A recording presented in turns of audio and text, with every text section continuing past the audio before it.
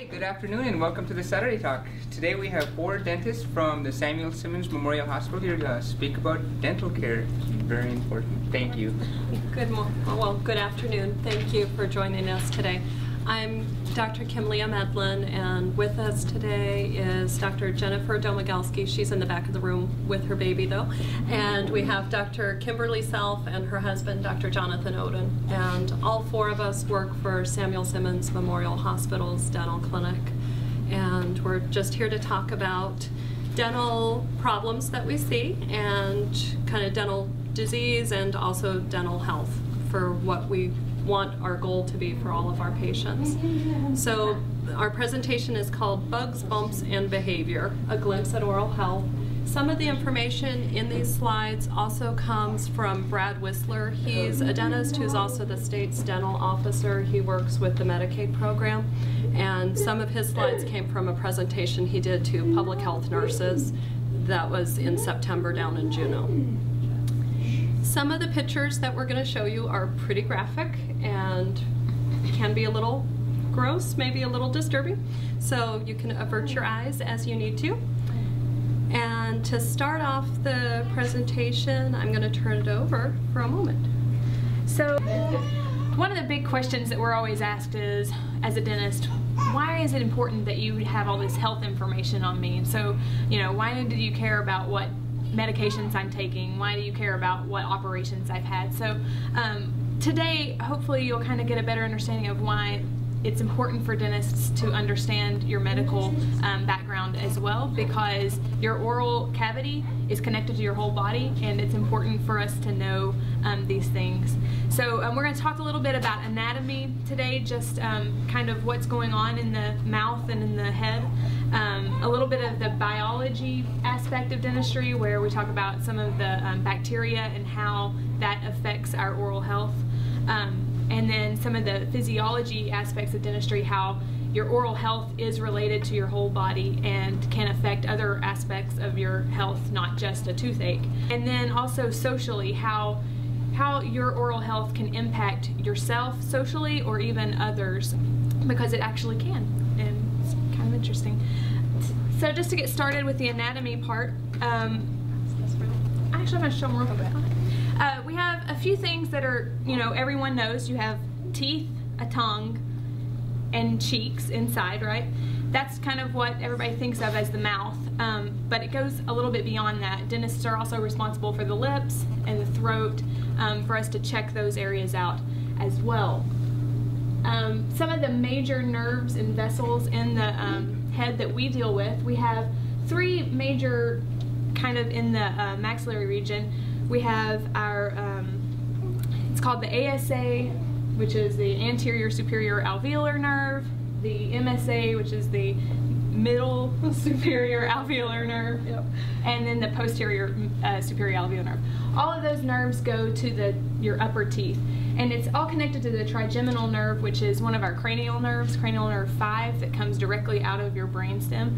So when you do have a toothache, a lot of times people think they have a headache, or your eyes hurting, your ears hurting. And you can see in this picture here that that nerve is very closely connected to all of those areas of your head. So when you are experiencing a toothache, that's why you get referred pain to those areas. On our mandible, we have one major nerve, the inferior alveolar nerve, that gives us sensation to all of our lower teeth. And it actually enters into your mandible back here. So when you go in to get something done for your lower tooth, and you wonder why the dentist is putting a shot way back here in the back, and you're going to work on a tooth up here, it's because that nerve actually enters the bone way back here, and there's no way to numb that nerve down here, so we have to start back here to get that nerve. And then your lip will go to sleep because that nerve actually exits right here out of the front part of your mandible, and that goes to your lip. You have one other nerve that's pretty important, well, 2 others really, but another one that's pretty important that goes to your tongue. It's called the lingual nerve, and it actually does not enter the bone, but it actually branches off back here right before it enters the bone to go to the teeth. It takes a little side route and it goes to your tongue. And sometimes that will also give innervation to your teeth and also to the gingiva on that side of your mandible. And then we have one other that's the long buccal nerve, which comes down here, that gives the sensation to the posterior part of your gingiva. So anytime we're working on the mandible, there's kind of 3 nerves we're looking at. When it's on the maxilla, there's generally 1 nerve depending on where you are in the mouth that you're working with. Yep. So that is it. I'm going to pass it over to Jonathan. I'm going to talk to you a little bit about karyology, or the pathology of dental cavities. It is the most common disease in the world, so it's something that obviously we deal with every day, and something that a lot of people don't really understand. This is a scanning electron microscope picture of a freeze fracture of enamel. There's enamel rods with inner rod enamel mixed in. It's 96% inorganic hydroxyapatite, and 4% of its enzymes and water.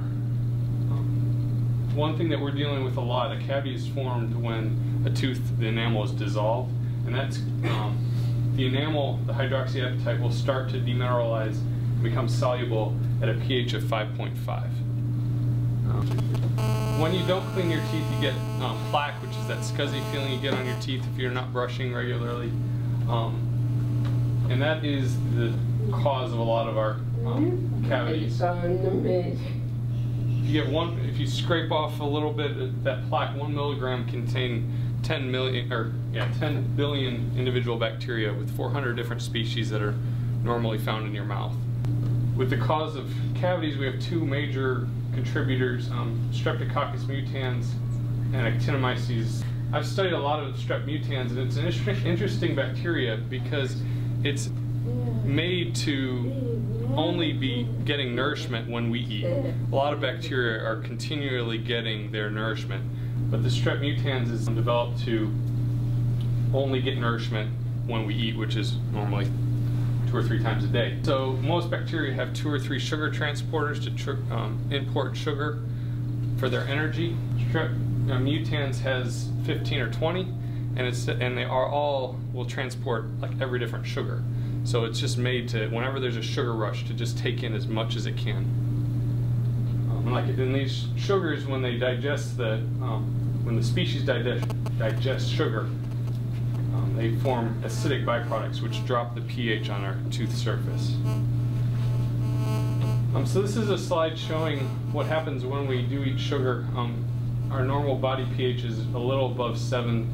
In your mouth it's about 7.2. Whenever you eat, it takes an instant drop down below the threshold of 5.5 where your tooth starts to demineralize. And then it takes about 20 minutes for your saliva to buffer the pH back to a normal level where your tooth isn't dissolving. So every time you eat a meal, it's taking a drop, and that's letting a little bit of your tooth demineralize. And this is kind of a normal pattern, but when people are, continually munching or sipping on a Coke, not only you're getting that constant drop, and you're not giving your body time to buffer it back up. So it's going to drop down below your threshold and stay there if you're continually snacking. This is a slide of a study where they tested the pH of different drinks, whether it's soda or diet colas or iced tea, and you can see they're all really, really low. 2 5s, 2 9s, even iced tea that we may not think is really bad, is still down in the 2s to 3s. And not only are you getting that drop of pH that's below your threshold, you're also getting a blast of sugar. And then that bacteria is going to keep the pH low longer than even these Cokes and products do. And like I said, a lot of people will just sit there and sip a Coke all day long, and even if you're only having 1 or 2, that constant load of sugar is going to keep the pH in your mouth low. So kind of now into the physiology of oral health. So like I said earlier, your mouth is connected to your whole body. One of our big areas of education that we've been pushing in dentistry is about how diabetes is related to your oral health as well. You have a lot of risk factors if you're a diabetic for things going wrong with your oral health. And likewise, when you have dental infections and things in your mouth that aren't quite as good as they should be, it can actually cause a problem with your diabetes and complicate your ability to maintain a steady blood glucose level, because your body's constantly in this struggle trying to fix whatever's wrong in your mouth. Periodontal disease is closely related to diabetes. We'll talk a little bit more about that. Heart disease is another area that we've linked poor oral health to an increase in heart disease and heart complications. Pregnancy is another thing that will impact your oral health, and likewise your oral health will impact your pregnancy. And then of course oral cancer, which is kind of one of those cancers that a lot of people don't hear about because it's not one that is a big widespread killer that's, you know, like breast cancer, leukemia, those kinds. But when you are diagnosed with oral cancer, the impact is very severe and it can be very devastating in a short amount of time. So we'll talk about that a little bit as well. This is just kind of giving an overall snapshot. Back in 2010, there was a survey that was done by the CDC, I believe, showing what the frequency of adults going to the dentist was. And as you can see here, it says about 68% of adults that were over 18 saw the dentist within a year. 65% of 65 and older went, so it kind of drops down. If you look at the Alaska Native adults, it's 60%, so it's dramatically less with Alaska Natives. So diabetes and related to oral health, like I said, tooth decay is more frequent in diabetics because your salivary glands aren't functioning quite as well as they should. You can have dry mouth due to the medications that you're taking that can complicate things, and that leads to tooth decay. Periodontal disease, which is commonly referred to as gum disease, is also a complication. Salivary gland dysfunction just because of the medications. And also fungal infections, which is like a yeast infection in your mouth, a Candida infection, and that is pretty prominent because of the dry mouth and the medications that you're on as a diabetic. And like I said earlier, dental infections can make it much more difficult to control your blood glucose levels. So that's one of our primary goals, is to educate people that are struggling with maintaining a steady blood sugar, is that if you've got some problems in your mouth, if you've got a lot of cavities, if you've got an infection, you have periodontal disease, it's important to be regularly going and getting your checkups done and getting those problems fixed, because if you're doing everything else right but you're still not being able to get your blood sugar levels under control, it could be something like as simple as going and having a cavity filled or having your teeth cleaned that will help that out. So it's really important to come see the dentist. Periodontal disease, I've said that before, that is where the infection of the bone and tissues that support the teeth starts to get out of control. Gingivitis is a common precursor. Everyone's heard of gingivitis. That's where the gums are inflamed. Periodontal disease goes a little bit beyond that, where now it's the bone is infected. It leads to tooth loss. So as the bone gets infected, the bone levels start to drop away from the tooth, and the tooth actually becomes unsupported by the bone and can eventually fall out.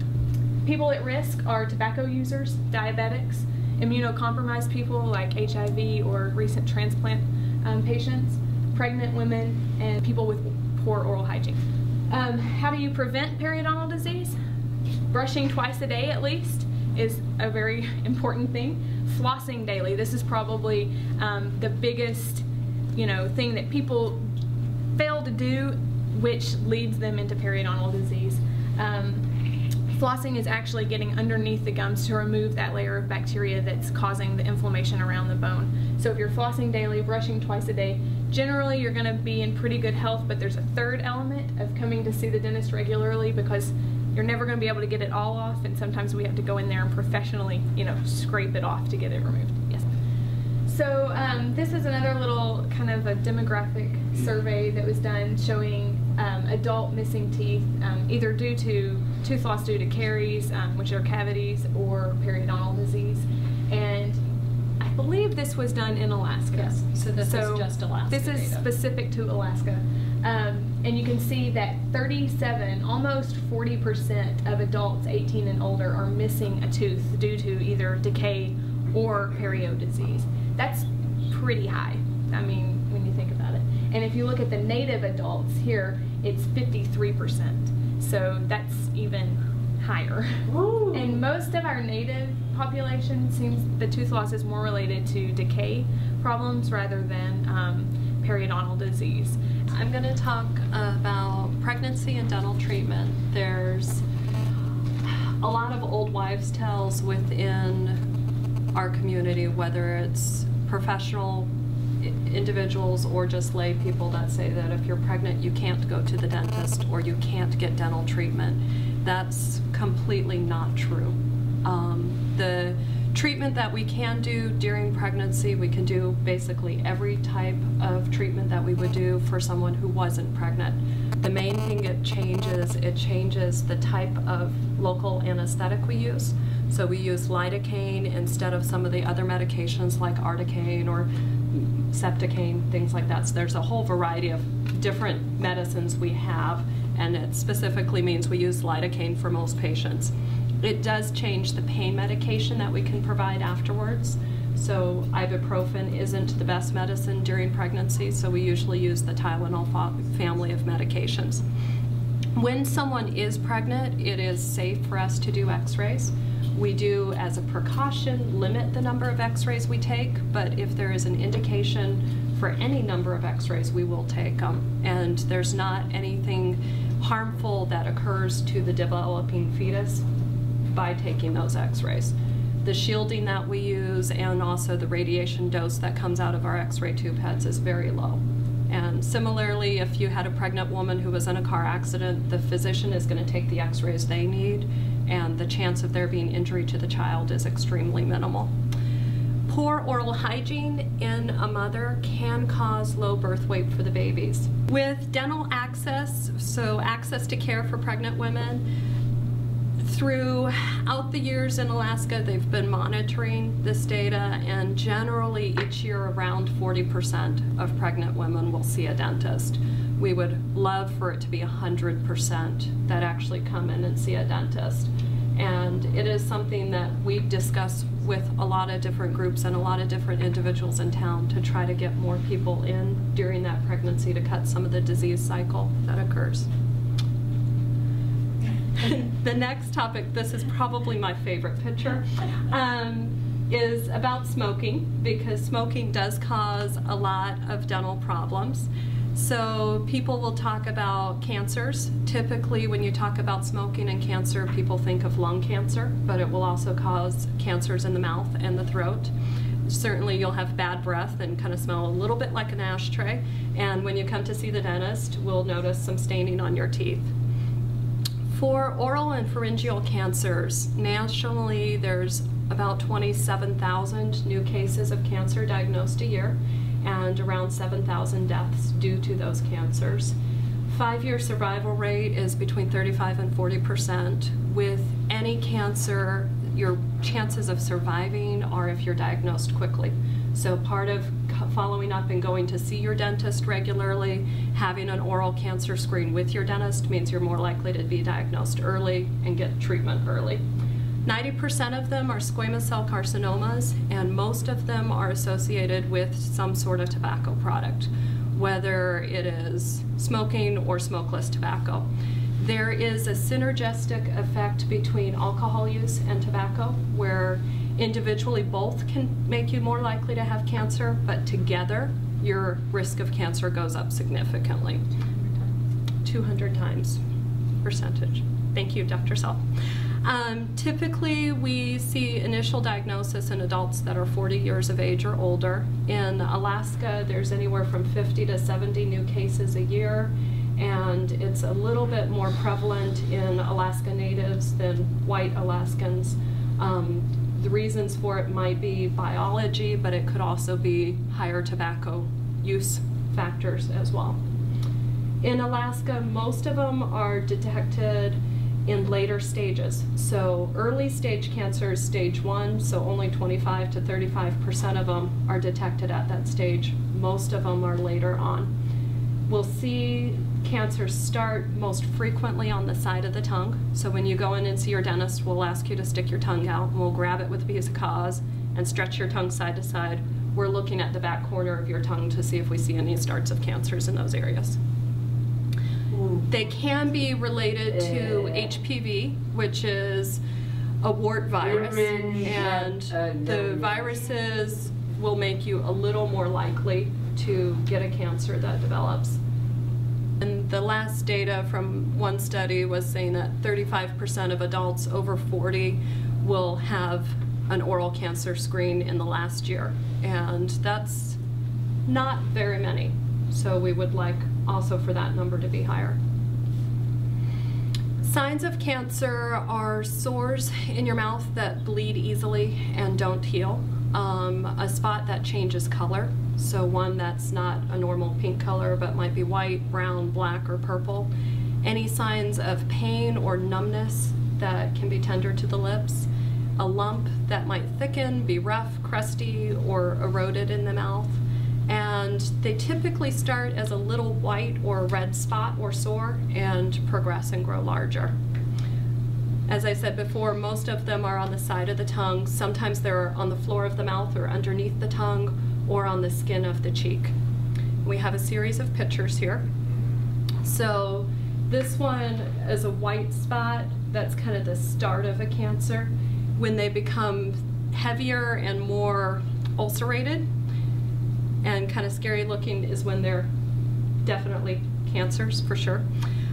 Risk factors, as I mentioned before, are smoking, chewing tobacco, older, some genetics play a role in it, alcohol plays a role, and the HPV virus plays a role. They can be very disfiguring. When a cancer is biopsied, we remove that side of the tissue that's not healthy looking. If it comes back from the laboratory being proven that it truly is a cancer, the only way to treat it is to cut it out. And the incisions for removing things can be pretty extensive. So a person might lose half or all of their tongue, might lose a good portion of their jaw, things like that.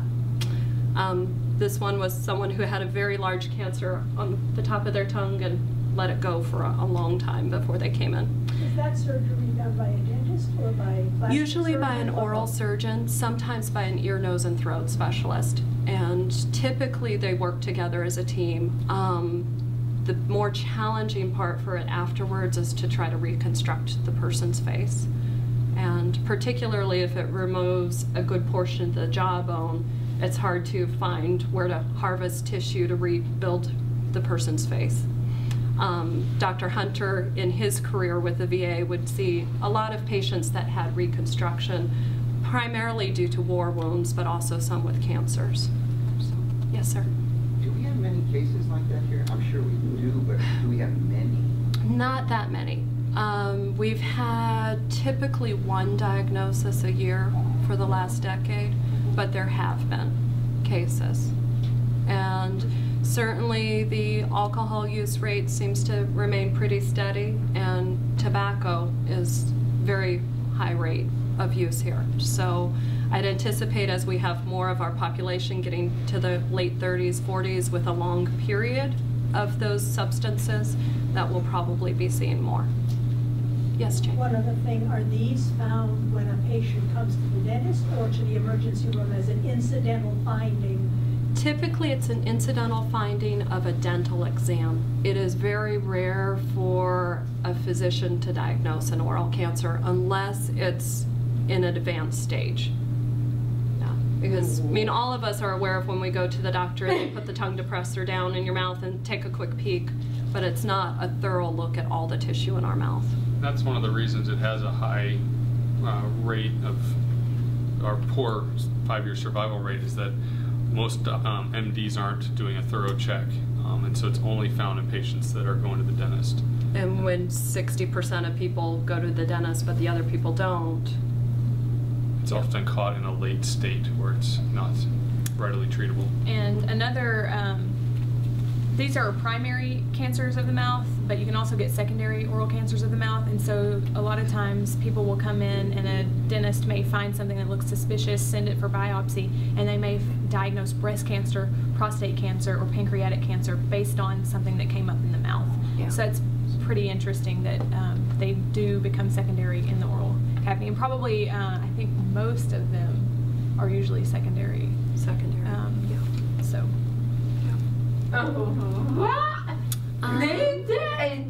Social factors. Teacher, if you guys diagnose breast cancer? Not as a primary diagnosis site, but sometimes cancers metastasize. So we can see metastatic cancers in the mouth. So as Dr. Self said, pancreatic cancers, breast cancers, things like that. We might diagnose a secondary tumor. Talking about some social factors for dental disease, there's early childhood caries, and there's relations to those cavities with diet and plus habits. And we also see some dental problems related to lack of use of seatbelts, helmets, and mouth guards. Dental decay for children. It used to be termed bottle mouth decay. Now the terminology is early childhood caries. It often starts between the upper front teeth, and typically when we see the patient as a dentist and we're looking at their teeth in a mirror, we'll see the cavities starting on the inside of those teeth. There was recently a national study that indicated that the childhood cavity rate has increased, and the prevalence is much higher in American Indian and Alaskan Native children than in the general population. We're not 100% sure why it's more prevalent, but there is a big disparity in the disease rates. What's a full mouth reconstruction? Full mouth reconstruction is when the child is taken under general anesthesia in the operating room to fix cavities on every tooth in the mouth. That typically includes a number of crowns, maybe a root canal on a baby tooth, plus fillings. And a lot of children that do go down for treatment under general anesthesia, it's because of the sheer volume of decay that they have in their mouth, but also we're talking about little kids who aren't the best cooperating.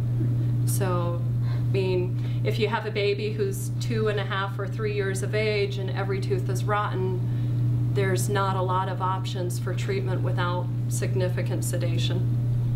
The cavities proceed very rapidly on a baby's tooth because that outer coating of the tooth, the enamel, is thinner, and children snack and eat frequently. That's part of their normal growth and development, that snacking contributes about 25% of their daily calories.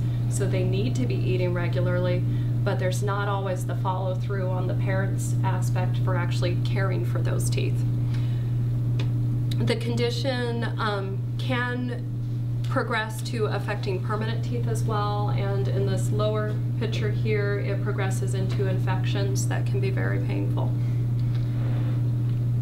As Dr. Oden had spoken earlier, it is relation to the frequency of the sugar that's added. For prevalence data, in 2004, there was a survey of the general U.S. population that found that 28% of all children under age 5 had cavities. The difference that I mentioned briefly between American Indian and Alaskan Natives is that 79.7% of all Native children had dental decay. This year, we're doing a follow-up study for the Indian Health Services, and on slope we're doing surveys for Barrow, Point Lay, Wainwright, and Nuiqsut, and those were the targeted villages nationally from Indian Health Services. So far we've completed the survey in Point Lay, and 100% of the children had either current cavities or a history of cavities. So there wasn't a single child that didn't have a filling or didn't have a cavity. The DMFT is decayed, missing, or filled teeth, and the average number for those children was 7.7. So that means they had at least 7 cavities in their mouth, or 7 fillings in their mouth. In Barrow, we're not done with the survey yet, but of second graders, we only had 13% of them that did not have cavities. And our DMFT, or the total rate, is a little bit lower of 5.4%. I mean, things are based on supply and demand. So if the population is wanting pop, that's what's supplied. So unless there's a change in each household for what is purchased, there's going to be some continued problems. And just as a reminder on the biology, for normal pH versus too acidic, normal pH in your mouth should be around 7.2, and the sodas are very acidic. It also contains a large volume of sugar, and if you're drinking a lot of soda, your teeth are constantly in this bath of acid, which means that the cavity rate is really high. So these next series of slides are from Brad Whistler with the state, and it's just some information on cavity experience for Alaskan kindergartners. And there's state oral health screenings that occur almost every year, and we did get kind of a snapshot picture of different age groups for decay rates. So there's the national baseline. Alaskans total is a little bit below the national average, but our numbers for Alaskan natives is very high. There's also high rates of decay amongst our other native populations, so our Pacific Islanders, our Filipinos, things like that. For cavity experience amongst third graders, kind of similar rates that are there across the board. So about 75% of our third graders in the state that are native have cavities. They also look at the Medicaid utilization numbers because Medicaid, or the Denali Kid Care Program, covers a significant amount of dental care for patients. They cover the airfare and they cover the treatment for the children that do go through the full mouth rehabilitation in the ORs. And even though there's a large number of children in the state that are covered by Medicaid, still only around 43% of them actually see a dentist each year. When we talk about severe tooth decay, these are all a lineup of pictures that we've taken in our office here. So this is a baby molar with a large cavity on it. These are signs of teeth growing in with cavities, infections, some bleeding, and the gingivitis around the teeth.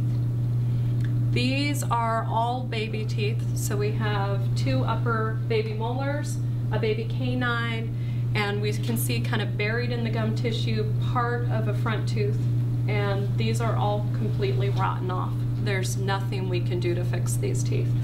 So unfortunately for this case, the only option is to take the teeth out. And if you have to pull all these teeth, the child isn't going to develop normally for speaking. No, no. So for the tooth decay, when the child loses a tooth, you don't get the normal speech development, as Jane just said, for making S sounds, for making T sounds. It also means that the jawbone itself won't develop properly because the tooth holds the space for the permanent tooth to grow.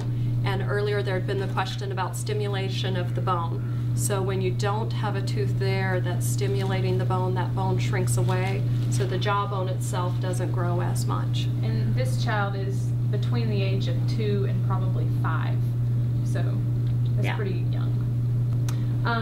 The next slide just shows an infection after a tooth kind of rotted underneath the gum tissue, which is not so pretty. These are also significant cavities on a baby tooth. So there's areas where you can see kind of a chalky yellow-white sense, that's demineralized areas. The areas that are physically holes are the cavities.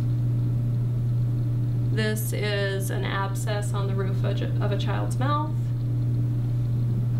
These are cavities that you wouldn't necessarily see when this person first talked to you because their lip kind of covered those upper teeth. But part of what we talk to parents about and counsel them on is with their children when they're brushing the teeth is to lift the lip up so they can see the tooth better and also get the toothbrush against that tooth to help prevent the cavities that are right at the gum line. The picture also kind of shows you a little bit about how the effect of saliva. The top teeth are obviously rotten. The bottom teeth aren't as clearly affected because there are a lot more salivary glands in your lip and under the tongue. So those teeth are getting that bath of buffer where the top teeth aren't. And so that's where you see the disparity in top teeth and bottom teeth being affected. This is a gum boil or a parlous. So we will teach parents to keep an eye for these on children where we've treated large cavities, and and we'll talk to the parent about looking on their child's gums when they're brushing. If they ever see anything that looks like a pimple, that's an abscess. The tooth needs to be taken out. When it gets to this point is typically when we see the child in our clinic, because they're finally complaining about pain significantly enough that the parent's not sleeping at night either and is getting irritated, so they bring the kid in to have the tooth taken care of. These are cavities in an adult, and we see this pretty regularly too. So we have a first molar that would have grown into the mouth around 6 years of age. It had a filling done at some point, now it has new decay. We have a second molar that grew in around 12 years of age, and a third molar that comes in somewhere between 17 and 20, and all of them are rotten. The edges of the teeth, you can see the gums being a little pink and kind of purpley color. That's the gingivitis, and there's also the line of calculus, which is hardened bacteria, that yellow stuff right at the gum line. These are front teeth. Nice picture. Unfortunately, most of those top teeth need to be taken out. When we have our prosthodontist, who is Dr. Hunter, sitting here with us, he comes up to make dentures for patients, and our goal is to try to save as many of the lower teeth as possible, because even though Dr. Hunter does a remarkable job with making dentures, lower dentures are miserable to try to eat with. So they pop up, they shift around. So if we have some healthy teeth that we can put clasps on to hold that partial denture, someone can function much better for eating. So this is a person that we would try to save the front 6 teeth at minimum if we could, whether it included root canals, crowns, etc., so that they could support a denture for that person. But a lot of it depends on our patient actually buying into home care and taking care of themselves, brushing, flossing, cutting out some of the sugary items.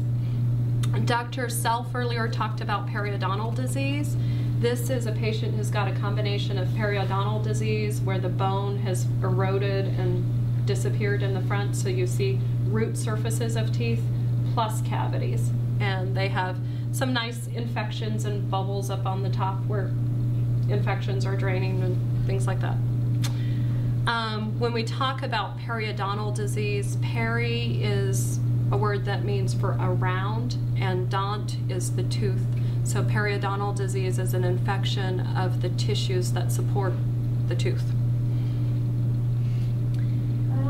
When we talk with parents, we love to see, as I mentioned earlier, parents during pregnancy, so we can address some of the educational factors, but we also like to see children by 6 months of age or when the first tooth grows in. And that allows us to educate the parents as a team on how to take care of their infant's teeth, and also things with feeding practices that can lower risks of decay.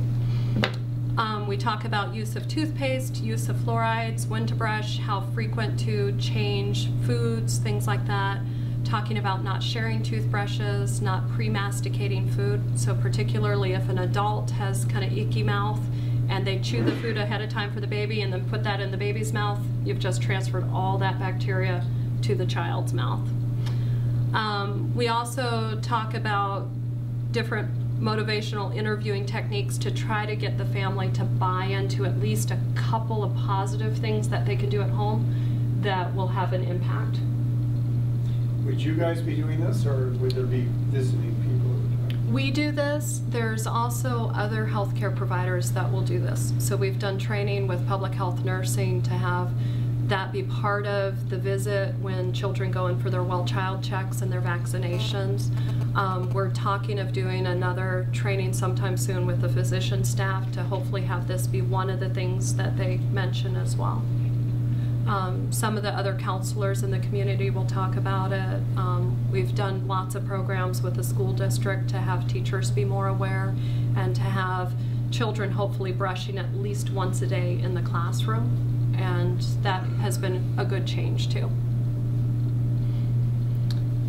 The American Academy of Pediatric Dentistry carries risk assessment tools, and a majority of our children on slope fall into the moderate risk or the high risk categories because they have either had a cavity within the last 2 years or they have one part of their tooth that is already damaged and has the first stage of a cavity.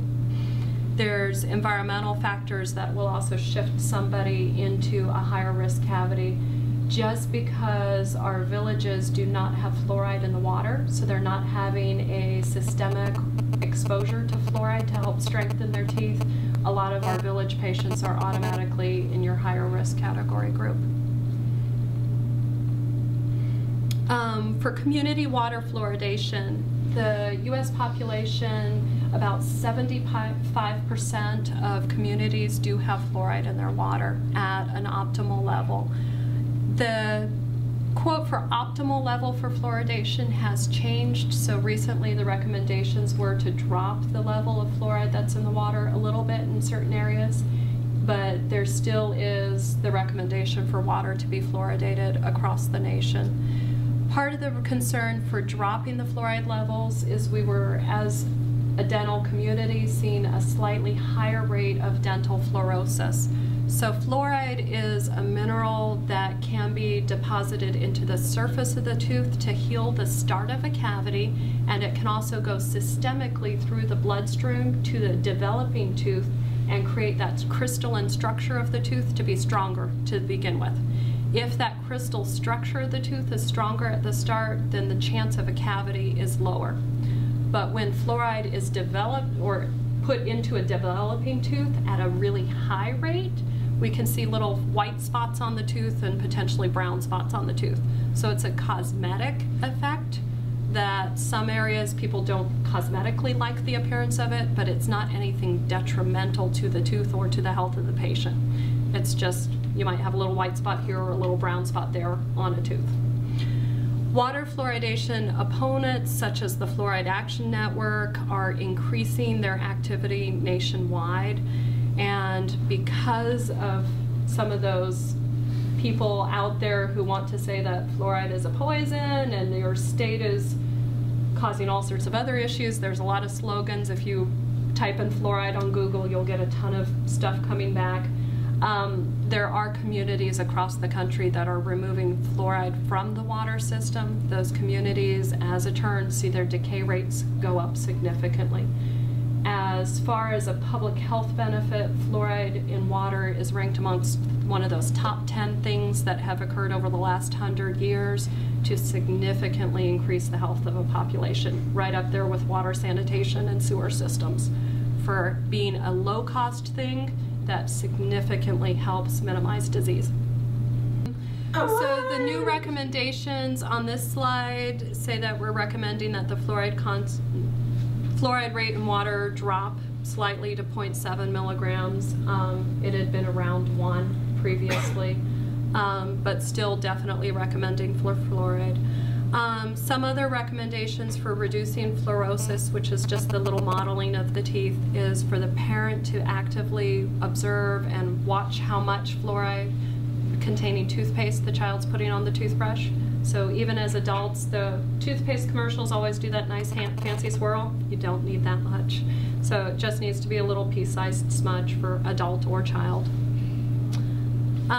Recommendations for fluoride for children under the age of 6 months. There is not a recommendation for any fluoride.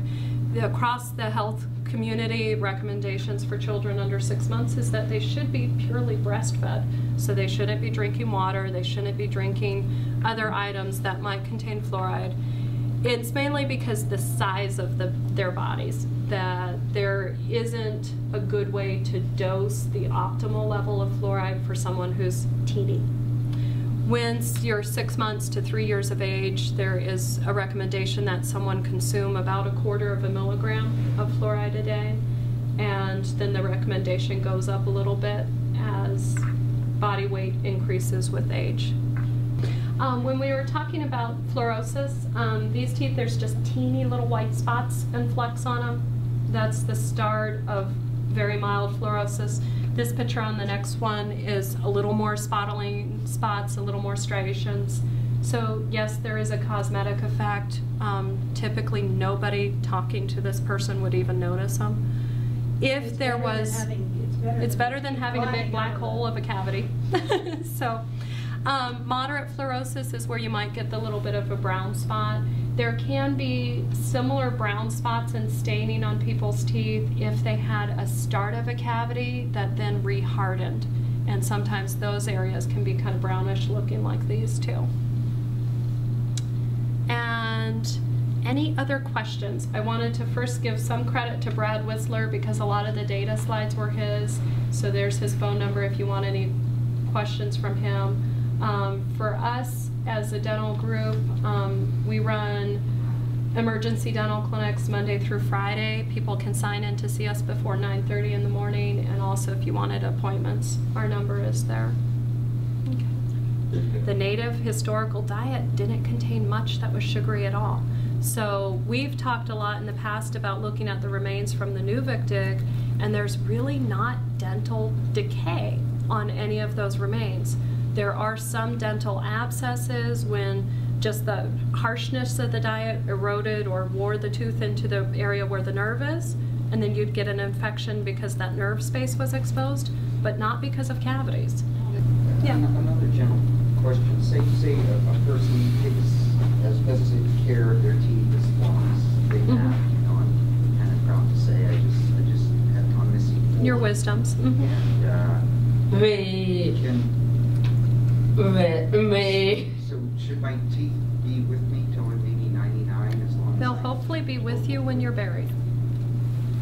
Yep. I mean, you can't prevent accidents from happening completely. So you might lose a tooth because of trauma. You might bite on something particularly hard and fracture a tooth and lose a tooth because of that.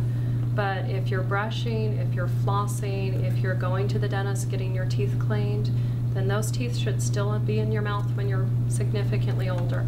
I'll tell a lot of children in the community about my little grandpa. He's 92, he's missing 2 teeth, and that's it. So it is entirely possible to have your teeth for your whole life. Great job. And, you know, accolades to you and your staff. Each one is committed, and I think it's amazing. You just didn't have time to tell everything you do, but it's a very good service, and like I said, I have 43 years in the VA experience, so I can attest to that. You're doing a wonderful job. Very good.